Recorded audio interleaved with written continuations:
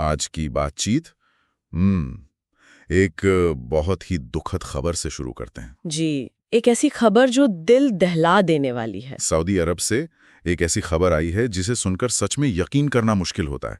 मक्का से मदीना जा रही एक बस, वो एक डीजल टैंकर से टकरा गई। और जो शुरुआती आंकड़े आ रहे हैं वो बहुत ही चौंकाने वाले हैं। बिल्कुल। शुरुआती रिपोर्ट्स के मुताबिक इसमें 42 भारतीय तीर्थयात्रियों की जान चली गई है।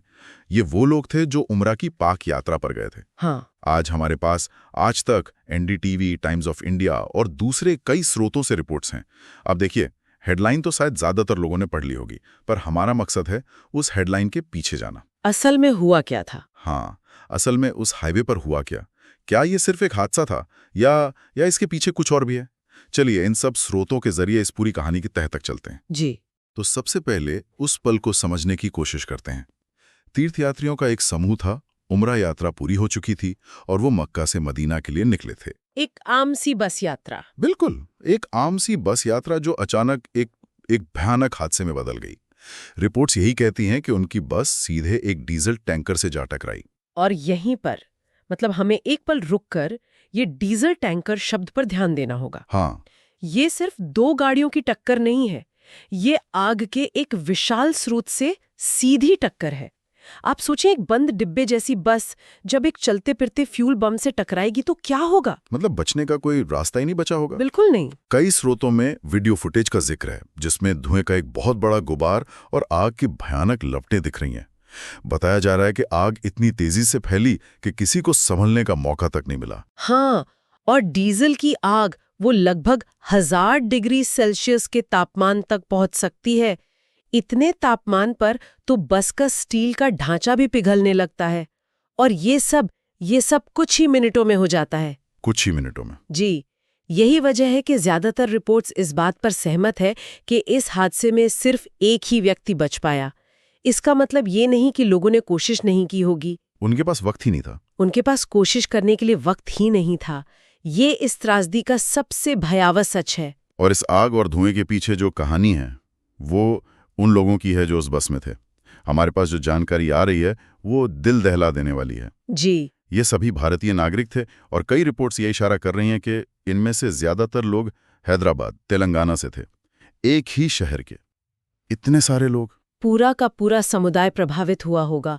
और जो बात इसे और भी मुश्किल बनाती है वो ये है कि मरने वालों में औरतें और बच्चे भी शामिल होने की खबर है। ये एक ऐसी यात्रा थी जो कई परिवारों ने शायद सालों की बचत के बाद एक साथ शुरू की होगी। और एक झटके में सब खत्म। सब कुछ खत्म हो गया। और देखिए, त्रासदी यहीं खत्म नहीं होती है। ऐसी घटनाओं में जहां आग इतनी भीषण हो, सबसे बड़ी और दर्दनाक चुनौतियों में से एक होती है शवों की पहचान करना। अच्छा। ये एक बहुत लंबी और बहुत मुश्किल प्रक्रिया होती है। परिवारों के लिए ये इंतजार किसी अंतहीन पीड़ा जैसा होता है। उन्हें ये तक नहीं पता होता कि वे किसका मातम मनाएं, क्योंकि आधिकारिक पुष्टि में हफ्तों लग सकते हैं। ये तो सोचा ही नहीं मैंने। ये अनिश्चितता का दर्द शायद हादसे के दर्द से भी बड़ा होता होगा। बिल्कुल। खैर, इस खबर के भारत पहुंचते ही सरकार की तरफ से प्रतिक्रियाएं भी आनी शुरू हो गईं। तेलंगाना के मुख्यमंत्री रेवंत रेड्डी ने दुख जताया और अधिकारियों को तुरंत जानकारी जुटाने के निर्देश दिए। जी, और पीड़ित परिवारों की मदद करने के लिए भी कहा। हाँ, और भारत के विदेश मंत्री एस जयशंकर ने भी कहा है कि रियाद में जो भारतीय दूतावास है और जिद्दा में वाणिज्य दूतावास, वो सऊदी अधिकारियों के साथ लगातार संपर्क में है। हाँ, आधिकारिक घोषणाएं तेजी से आईं, जो जरूरी भी है। ऐसी स्थिति में एक क्या कहते हैं, सेंट्रलाइज्ड सिस्टम बनाना बहुत अहम होता है। जी। जेद्दा में भारतीय वाणिज्य दूतावास ने जो 24/7 कंट्रोल रूम स्थापित किया है, वो इसी दिशा में एक अच्छा कदम है। लेकिन यहाँ एक बात समझनी होगी। बताइए। कुछ स्रोतों में इस बात पर भी सवाल उठाए गए हैं कि जमीनी स्तर पर जानकारी परिवारों तक पहुंचने में असल में कितनी देर लगी। घोषणा और अमल के बीच का जो फासला होता है वो ऐसी त्रासदियों में बहुत मायने रखता है। सही बात है। परिवारों को सिर्फ सांत्वना नहीं चाहिए होती है, उन्हें सटीक जानकारी चाहिए होती है। बिल्कुल। शायद इसीलिए हेल्पलाइन नंबर्स पर इतना जोर दिया जा रहा है। सरकार ने 2 नंबर जारी किए हैं, मैं बता देता हूँ। एक नंबर है +91 79979 59754 और दूसरा नंबर है +919912919545। उम्मीद है कि इन नंबर्स के जरिए जानकारी का फासला कुछ कम हो सके। उम्मीद तो यही है। लेकिन अब हमें इस बातचीत के सबसे जरूरी हिस्से पर आना होगा। एक ऐसी बात जो इस पूरी घटना को एक अलग नजरिए से देखने पर मजबूर करती है। अच्छा। एनडीटीवी की एक रिपोर्ट में ये बात सामने आई है कि सऊदी अरब में तीर्थयात्रियों को ले जाने वाली बसों के साथ सड़क हादसे पहले भी होते रहे हैं। ये कोई पहली घटना नहीं है। और ये वो बिंदु है जहां ये घटना एक अकेली त्रासदी से बढ़कर एक पैटर्न का हिस्सा लगने लगती है। पैटर्न कैसे? अगर ऐसे हादसे पहले भी हुए हैं तो ये सीधे सीधे एक व्यवस्था पर सवाल खड़ा करता है। सवाल अब ये नहीं है कि हादसा क्यों हुआ, सवाल ये है कि इसे रोकने के लिए क्या किया जा रहा था। मतलब ये सिर्फ लापरवाही है या इसके पीछे कोई बड़ा ढांचागत मुद्दा है? बिल्कुल। क्या इन यात्रा मार्गों पर यात्री बसों के साथ साथ डीजल टैंकर जैसे भारी और खतरनाक औद्योगिक वाहन चल सकते हैं? अगर हाँ, तो क्यों? ये बहुत बड़ा सवाल है। क्या हमारे स्रोतों में सऊदी अरब के सड़क सुरक्षा रिकॉर्ड या खासकर तीर्थयात्रा बसों के नियमों के बारे में कुछ बताया गया है? देखिए, स्रोत इस पर ज्यादातर चुप है, जो अपने आप में एक कहानी कहता है। लेकिन हम कुछ तार्किक सवाल तो उठा ही सकते हैं। जैसे कि? पहला, ड्राइवरों की ट्रेनिंग, उनके काम करने के घंटे, क्या इन पर कोई निगरानी है? अक्सर लंबे रूट पर ड्राइवर की थकान हादसों की एक बड़ी वजह बनती है। हाँ, ये तो होता है। दूसरा, बसों की फिटनेस, क्या इन बसों की नियमित जांच होती है? क्या उनमें आग बुझाने के यंत्र या आसान इमरजेंसी एग्जिट जैसे बेसिक सुरक्षा उपाय हैं? और तीसरा और सबसे बड़ा सवाल, जैसा मैंने पहले कहा, रूट मैनेजमेंट। क्या इन पवित्र और व्यस्त रास्तों पर ट्रैफिक को अलग करने की कोई व्यवस्था है?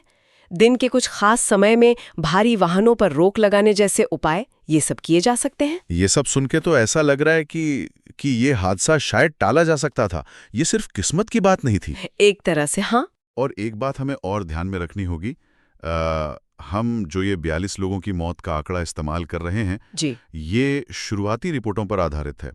सऊदी अधिकारियों की तरफ से अभी तक कोई विस्तृत आधिकारिक बयान नहीं आया है। हो सकता है ये संख्या बदले। बिल्कुल। और ऐसी घटनाओं में शुरुआती जानकारी अक्सर अधूरी होती है, कभी-कभी गलत भी हो सकती है। पूरी तस्वीर सामने आने में समय लगता है, इसलिए हमें बहुत सावधानी से हर जानकारी को देखना होगा। लेकिन जो पैटर्न दिख रहा है वो चिंताजनक है। ये हमें ये सोचने पर मजबूर करता है कि क्या तीर्थयात्रियों की सुरक्षा को उतनी गंभीरता से लिया जा रहा है जितनी जरूरत है। तो आज की इस गहरी पड़ताल से जो तस्वीर उभर रही है वो सिर्फ एक बस हादसे की नहीं है। नहीं, बिल्कुल नहीं। हाँ, सऊदी अरब में एक भयानक हादसा हुआ जिसमें कई भारतीयों की जान चली गई। हाँ, डीजल टैंकर से टक्कर ने इसे और भयावह बना दिया। लेकिन जो असली बात निकल कर आ रही है वो ये है कि ये हादसा शायद उस सिस्टम की खामियों का नतीजा हो सकता है जिसे लाखों लोगों की सुरक्षित यात्रा सुनिश्चित करने के लिए बनाया गया है। सही कहा आपने। ये घटना आस्था की यात्रा पर निकले लोगों की कमजोरियों को उजागर करती है। जब कोई तीर्थ यात्रा पर होता है तो वो आयोजकों पर और मेजबान देश पर पूरा भरोसा करता है। सही बात है। ये सिर्फ एक व्यक्तिगत त्रासदी नहीं है, ये अंतर्राष्ट्रीय कूटनीति का मामला है, आपदा प्रबंधन की परीक्षा है और सबसे बढ़कर ये उन सुरक्षा इंतजामों पर एक बड़ा सवालिया निशान है जो हर साल लाखों लोगों की मेजबानी का दावा करते हैं। ये हमें सोचने पर मजबूर करती है कि इस भरोसे को बनाए रखने के लिए क्या किया जा रहा है। और ये हमें आज के अंतिम विचार पर लाता है जो हमारे श्रोताओं के लिए है। ये घटना एक जरूरी सवाल सोचने पर मजबूर करती है। जब लाखों लोग आस्था के लिए दूसरे देशों की यात्रा करते हैं तो उनकी सुरक्षा सुनिश्चित करने की अंतिम जिम्मेदारी किसकी होती है?